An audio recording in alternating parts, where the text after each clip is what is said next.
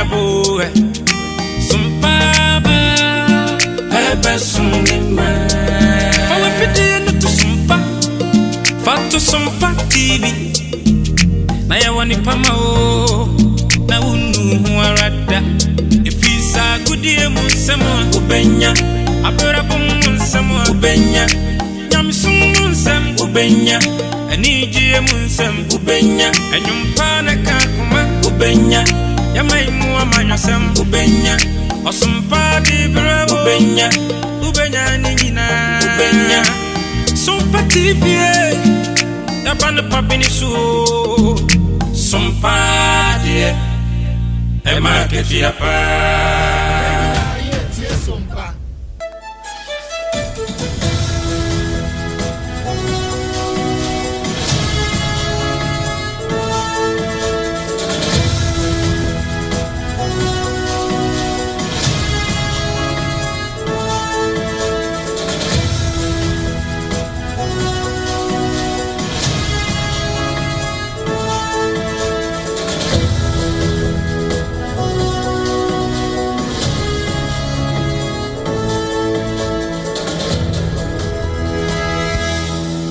Dumienu abo omanti asamai Ghana yemobibia akwaba esanso emobibia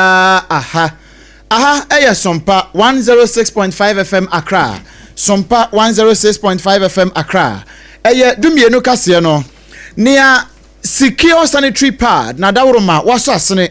na bibia da na kwamu kama empepe mfa ho sansa wo de secure sanitary pad edi udwuma sa wo ba wo de moa oh niema nyina da na kwamu kama eno nti kase no so da na kwamu kama pa nyi ono nko a time herbal mixture ene ne time HH mixture no enso akan ho a wo so yasene RSYD Novigi Studios enso ebo ye chidom ena afei Technospark 40 series one mother romanti kase yi twa ne ho e won kran ha e Sompa 106.5 FM Accra e betwa ne ho na afia akobu dichi edna ni akremu e wo Kumase Sompa ya headquarters e Sompa 93.1 FM afi Kumase ho na no ayiko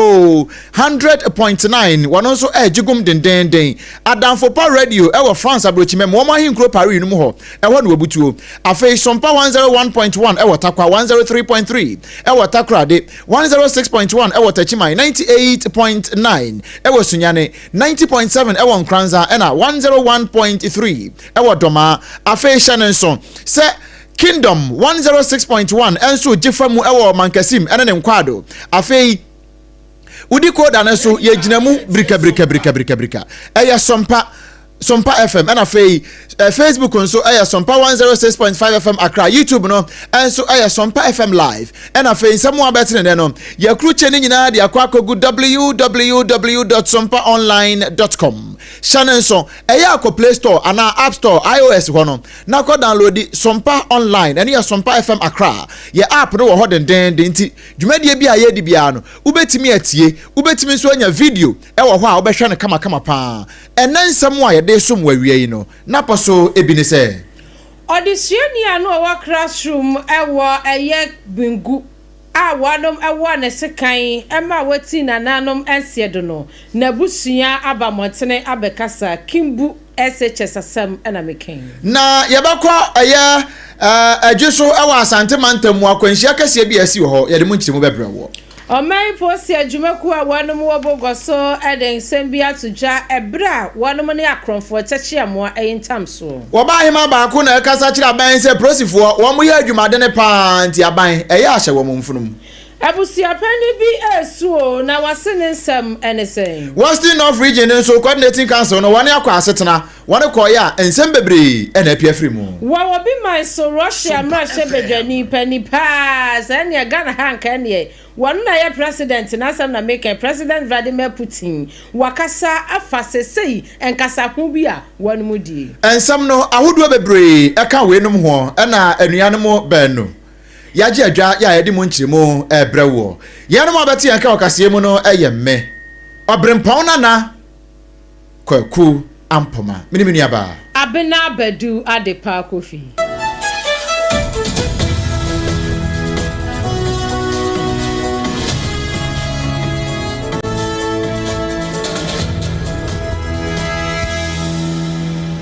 Ebusia yada se ye free sam na se original ye ade ama na ye hyase enfri arahusemu a oman posi adwumaku a wanom edu adwuma ewo atabubu empatam ho wo bono epoye emantamu wamo akasa na wanom sam kayemu ni nyina enese wamoni akronfo atachi amwa bra widro ye wanom omo nkoba no madiba wadie yi akwari ntamso ewo kwantempon a eno no ewo atabubu highway no so na wanom si wamo ho enaja wanom nya ntie wamo petrol team no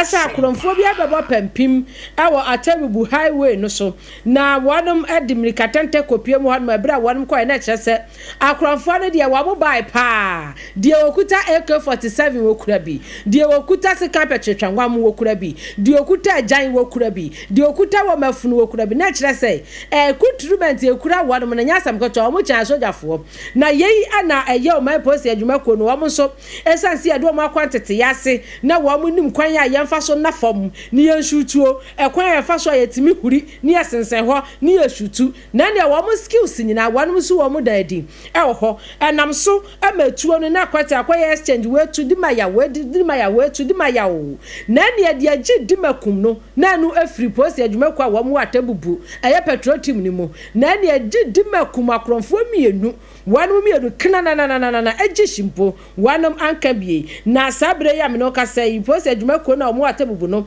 wo mo de aba wo mo akire mu say wo mo asabio wo mo ho kan ye premu ne de wo mo de wo mo akopie mu awa ya sabia ya hwe o ma ya de na ne ya hwe mo nyina post adwuma ko ne bi gina won so kyenkyene bawe wo mo hwa mo mo ato wo mo wie pe wo mo de wo mo kwakwa twene wo mo akache na wo mo akoso hwem na mbom mienu a wo mo ti na nanom nsia do ne de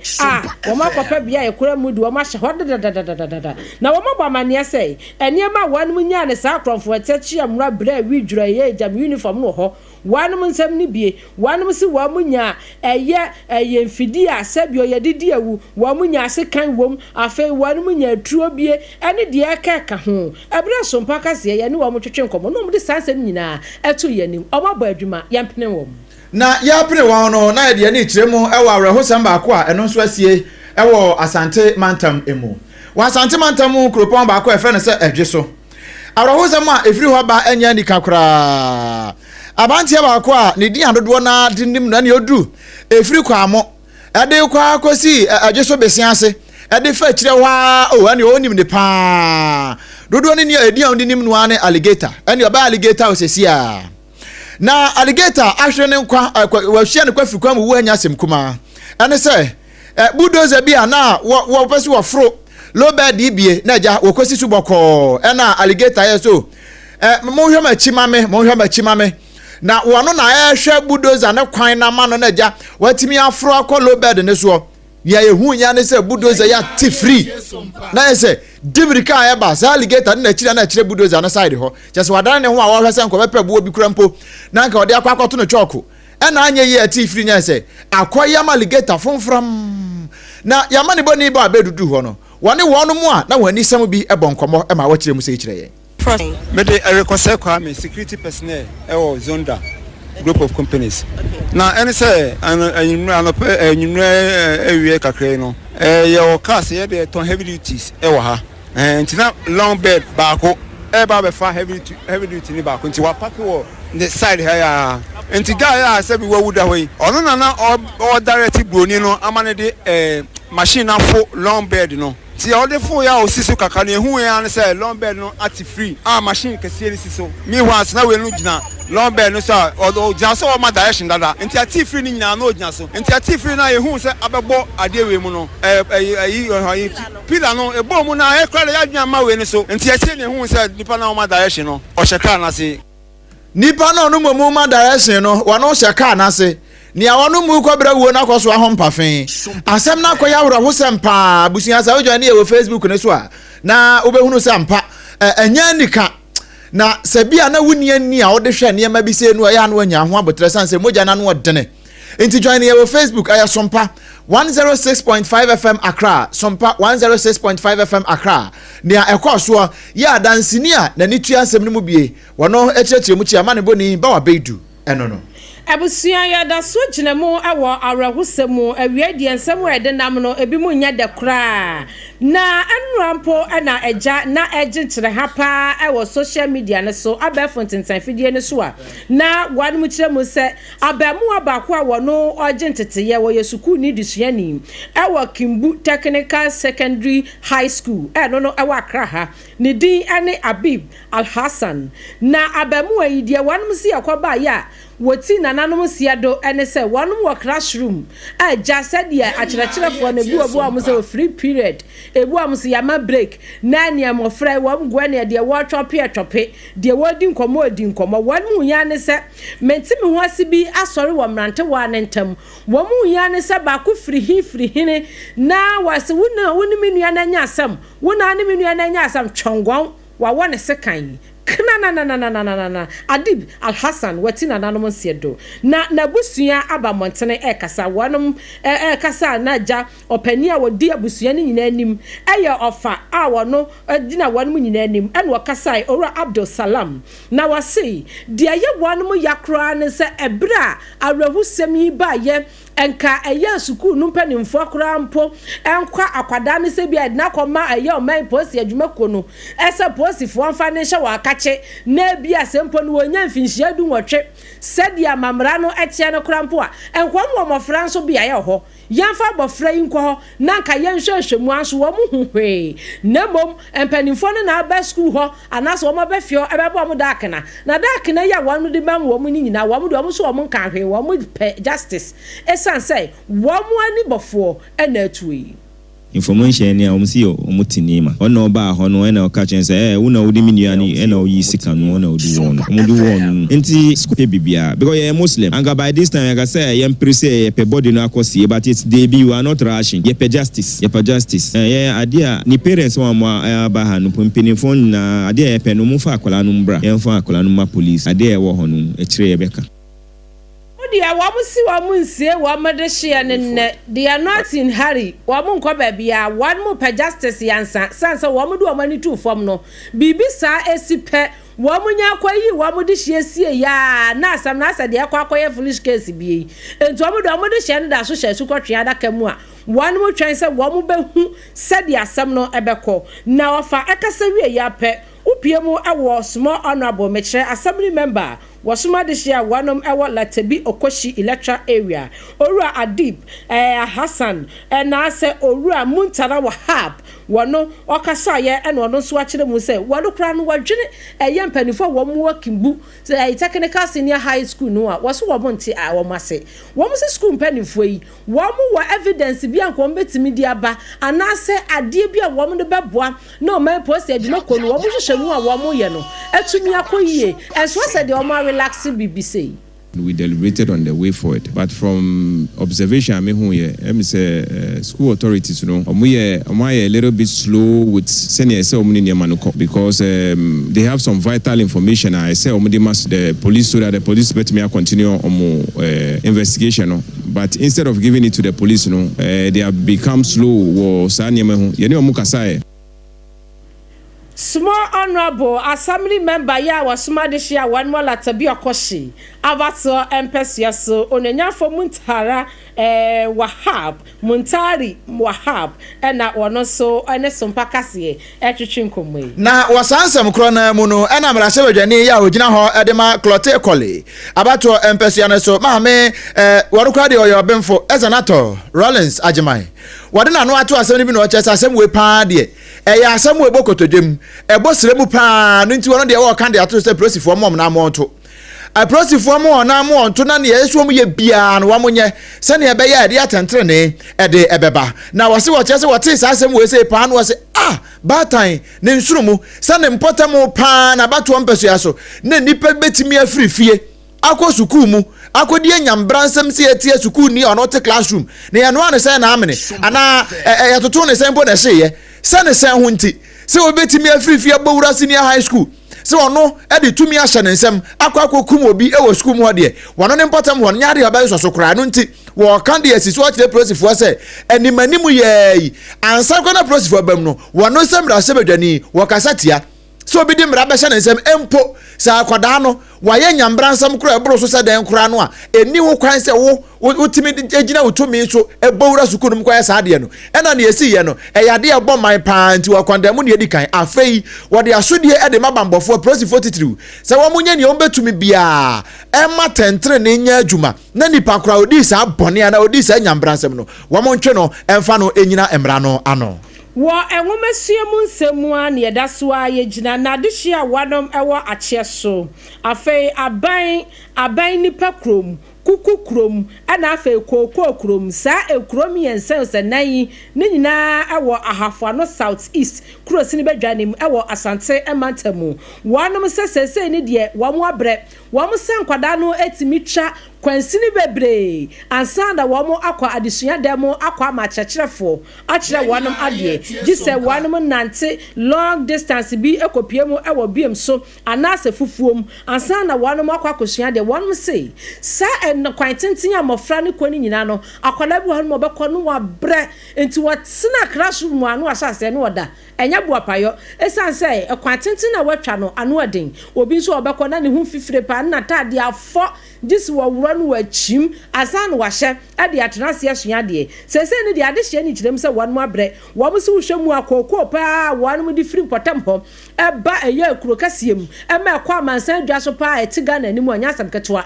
enti wom sra aban ne mpanimfo a wom ka biewom ese wom mesi sukuu dan fama wanum otun wom mananante abre wom ne amani boni ba wabedu edi nkomo be fat so be ko school na bu class 3 before answer ko school as what man and etwa kwan akọ school tu be tru kro kase mu abeko school na ta time wadwena na akọfom nti we no mo kosua de a emfa wo kwa abetwa kwan wo ba wo twa kwan no story emaye nti sisia no ipeja ehu se education hu hia ema oman no nti yesu sa no ye nya saa de nti sisia sero se ka ema ye mofra na awo omo no betimi de o ma sha ase crèche akopim bia classes wo GHS kra wa ha kiepe ti esra ban se obebua kloi na klo no enya school ewo patamu ha na ye kra behwe na ma klo no so atumpon na what my teachers quarters some teachers for to batana klo ni na klo na bie afei so ye kwan klo nye klo bi a ewachi from Abrepa Junction to Dudwama o drive se kwan ya wa che kra 15 minutes esa okro so ye klo ni fi sa kwan ni mfimfi enti ahanya akura ase eni bie so aba ye so ye to aba ye sere o man panimfo se ombeboa ye ewo mamu ha ye so ye ka Ghana ho Ghana dia muka ho owura baby abubo de na chese mokra no munni amane musa moda kwan ho pe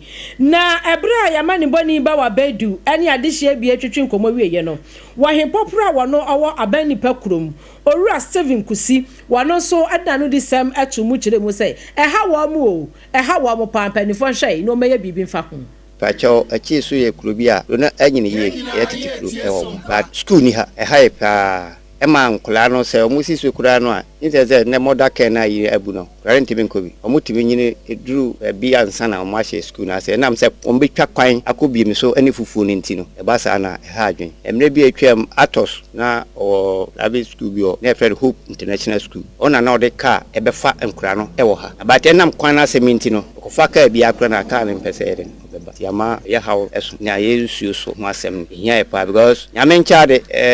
ya tutu galamse na de chiesu ade ebi ni ha enam se nanano a wote ha no de na sifoma a galamse no ebi ni ha but ya na yesu ho asem no ha ene first no na ya mu aduru but ene na chemicals no bi bebu aduru bo se no atoto atwen na nsu ato na atene tonturu ano de begu asuwa num okosan ma be mo infect enti ene no nka benya abal be da roma na se waboa kakra de ase nsuo no and so betutu bi ewo ya ha hafo no south east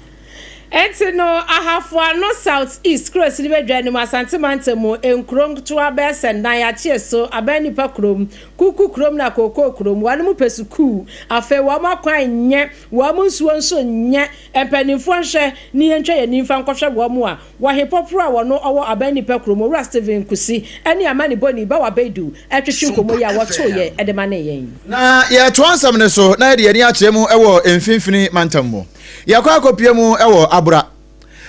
ampotam ho ewo Cape Coast mfinfin ho no a ohema ya wo krono mu eye obahema ekua okuta ya otoso miensa wono na kasa na odi atoja no akyere se ne emprewanyin sen pa ekoso ewo abura no ha adwene emprewanyin sen akwada kete a sebi mpredia san nufu sa adwen anasa atadwen obehu no be ma bi afa na ma nanyem na te se wo mo da chi no wo mo de buru atodwe saa de ne hadwene pa afei mabunu kakra nso ho ma no bi nso a ni wo mu ni ma ne ready ene niema hodo na ka ho tramadol ne enu ahodo enubone esen nipa ene wo mu di hu dwuma pa na wo ka e de akire bi ato so se we nyina no e kire se ne ekoso no e hadwene pa no nti wo ka de ato so akire aban se prosifo ye wo abura ene ne mpotam no wo mu nya adwuma na nko en beye sanse wo adwuma na doso eso pa enu nti aban ma omo akade ne niema papa on betim dia ya adwuma no na enam so ama sa mabunu niema bone ha mo ye on potem wo no watimi atu won so sa amaka che apolice fo inde adwuma na zi worry na so masra de odu enubura aye won fokom osande da manzaman bebre na modo ena da me edu bon na mpibonyi sa no ba inti masra aban empenyimfo de wanye a police for one show on the kina no one sanso one more nzama obotumo za yeji wasande sanzama ni nyua one so on ma wo na adwuma no wore ye no wontum na wonye ne ye intimasre de aban penfo mbu a dem a police for no one so wontum fa mbu o man no wasande sende kwa baby a ebo hunde abrente na abafra ba on so de time nimpo odo gina pad no ni gina ho at the end of the day no aka for mpin wanyi sen no za ba nti abusia ene ati ye aye obahema ye owo abura obahema akua okuta ye otoso miensa na wo wie kura no eno ase ewi ase ye ninam enyaja enkwada yi be frifie a wo ma wofo hwe won wo mu frifie eno nti awofo wo bia wa asodie kase pa eda ne so na waka ne se kire Autophobia, our phone so walk on the metro in saying now bit today. Our phone up na catch up from the on Obanda on to Abu. It's the Abba some left that catch up from to them my problem obey piano on phone. In a piano so our phone was our good to the piano Sunday. Or won't you people one out for one? And I was even on Yejuma now so. Inda no be anybody mama wan siri mo fan to dem mo mama ten siri mo fan ko to dem azio fon no mo fan yoko na be san wo de abofra ba oko school no onye ejuma dem make credit another dem miss kana be safe no one abusia we aye obahema ekua okuta ya otosom yensa aburahema na wode nsem we nyina eto yamane boni Eric anan enim na sai ana empanimfo ati ekuo bi ede mranti aketira ngwamo a wo ma betie esoso wowa a wanum timi gina ho na wo mo wo so wo mo keche eboaboa wanum wano etreni wo mo so wo mo nkwohwe na yensu na illegal miners no ese no mekere galamsef wo no ese no yentu wanum so sa enti ye frɛ wanum blue water gas na sabru water gas upiemo awo bogwa so a wo mo a yede wo makoguo no wo mo bo adwuma son enya asem ketua yetu che ade ma wo mo so wo makwachi eye illegal miners bia wanom ewo de rampon no ewo pristia unu very mentioning ewo atoye emantamu na wanom so wo kwa no mo do so nya asem ketua wo so wo hu wo mo a away bus die wo huri nsu ohuri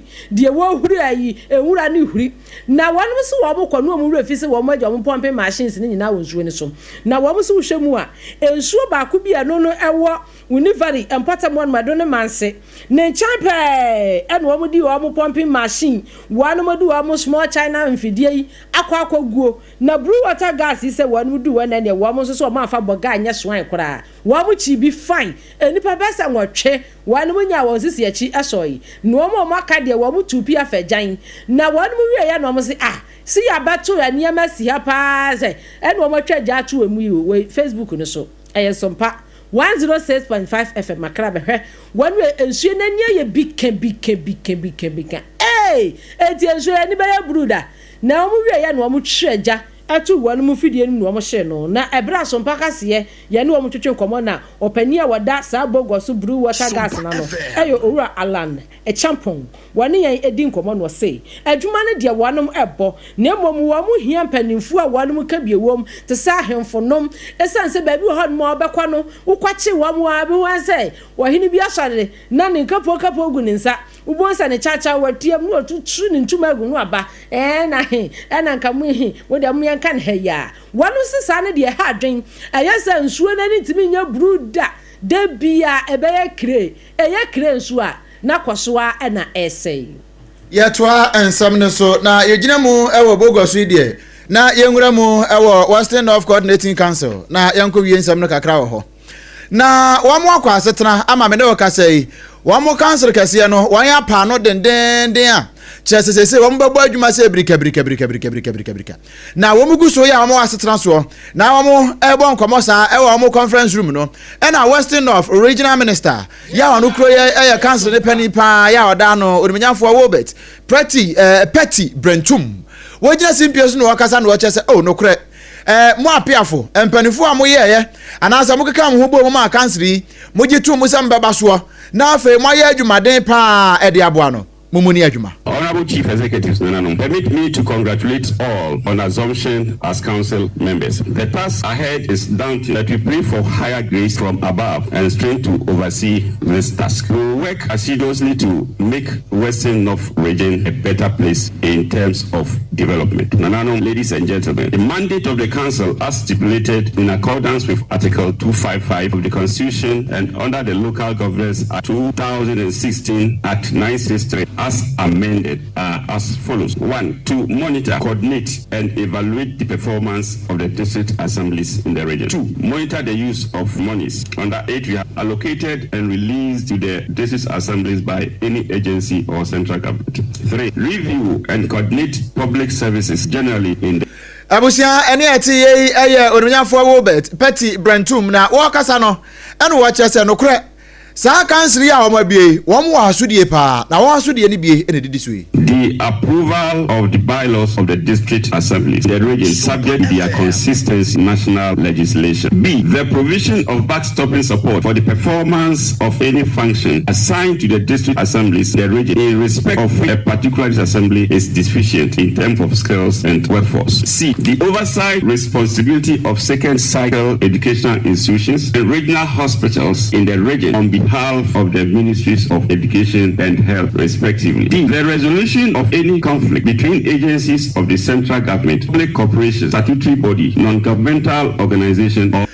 we odumnyafo Wobet Brentum ne kitwa mu osibi debi Western North ebia ne se na no bogoso krampo woni akwacheche nkrofo yi amramdwuma emfa mra kwanso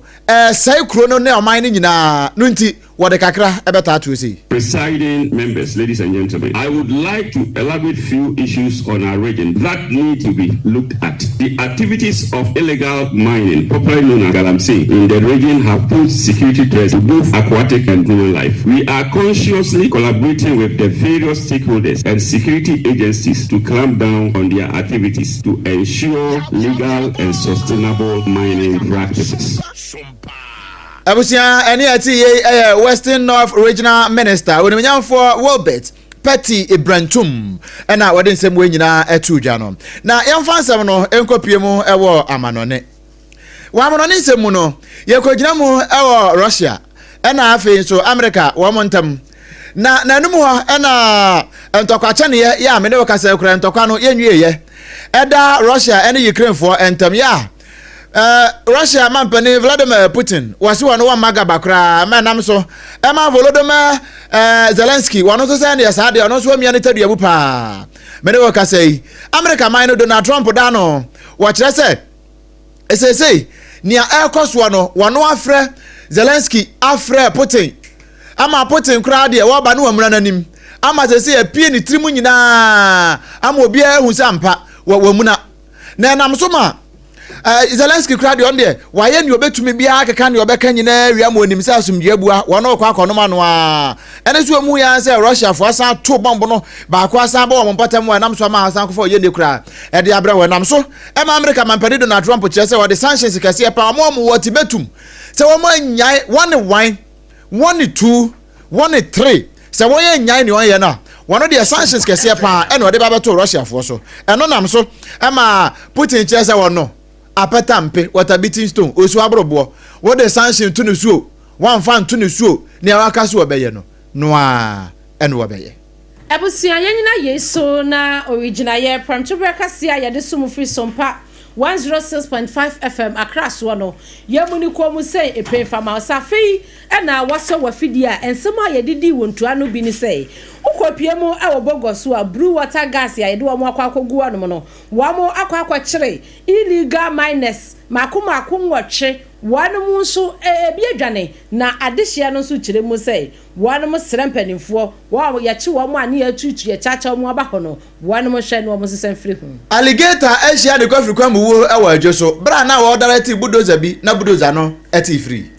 adehia wanu so ewo acheso afi aban nipa krom kuku krom ani koko krom enkura yina wa hafo ano south cross bedwan mu asante mantamu wo mu si school ni ho mpanifo mesi bi enfama wo mu enyambransa mu akwaso ewo kimbu senior high technical school brashe odwani ya ogina mu adehia wo clote kole odemanyamfo zanato rollins wakasa e de afa ho na shanenso ye kwa amononenso ekofo amononensem no kakra e de bre wo a na edisa say putin say wono emfa ho ene sanctions America fo de beto no so no nya de say wono de wo betwene ho asensan kra shanenso ma me say secure sanitary pad adawroma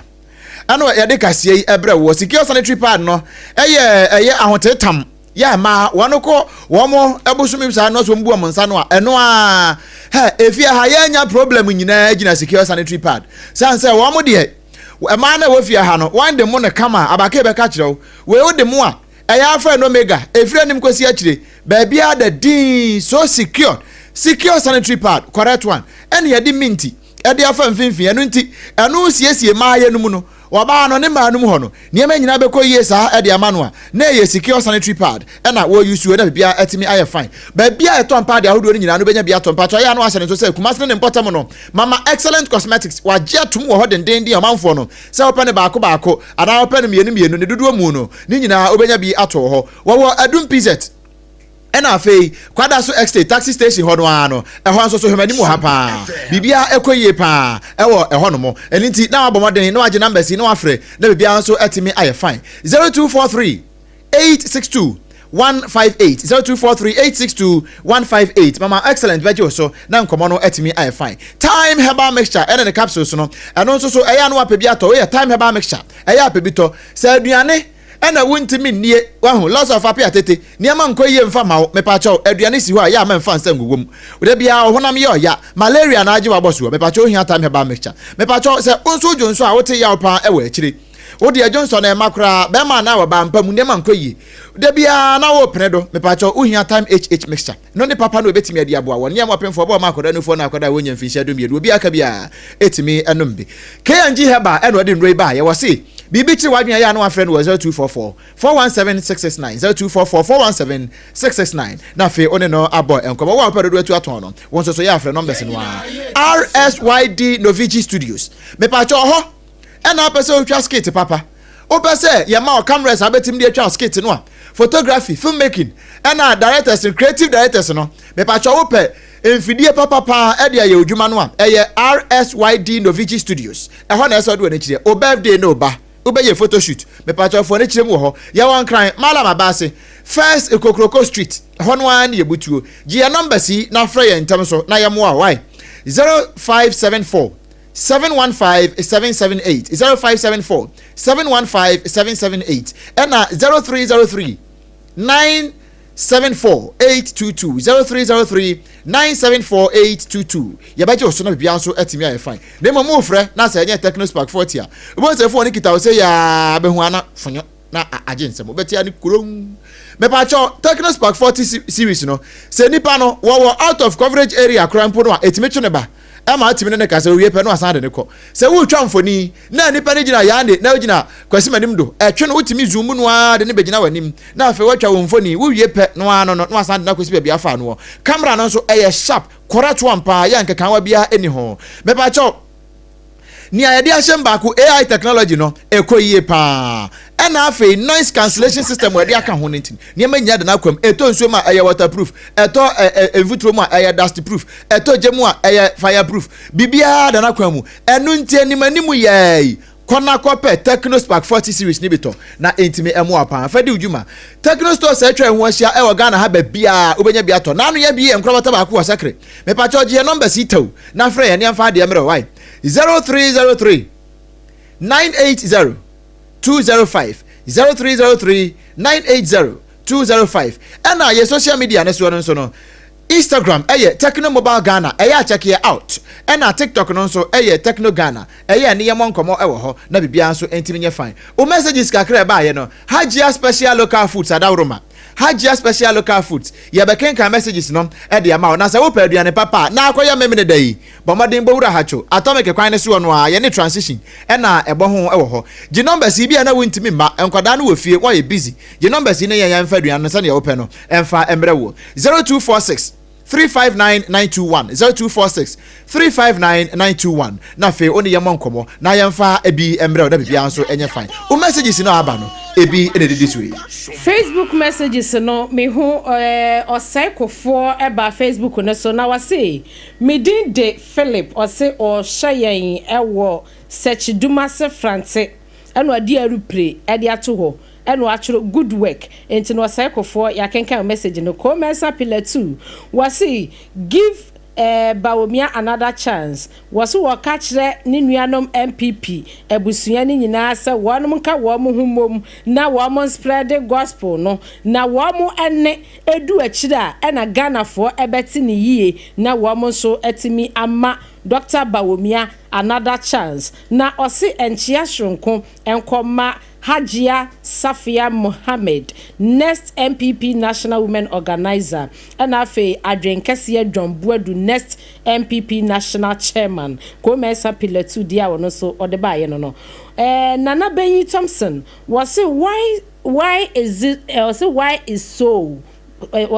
is so much wickedness going on nowadays? Not just what part I say adena nanse asa abonefo sam esisi santi nyankopon ehu ye mobo ono so de odeba na Benyi Thompson de eno no na nakua mo aboaten enso de ne de eba ha say wasi nyankopon emwa MPP candidate a wo mo ayi ni se wonko ginam na by election e bekoso ewo akwatia no wontumi ni nkunim Owura Solomon Asumadu na onwi ni se de be ya wo de be hye Owura Ernest Yakumia no wo yamra hye bedwani a wati nananom se do no wo mo de be hye no enunyam encha kase enkoma adwenkase John Buedu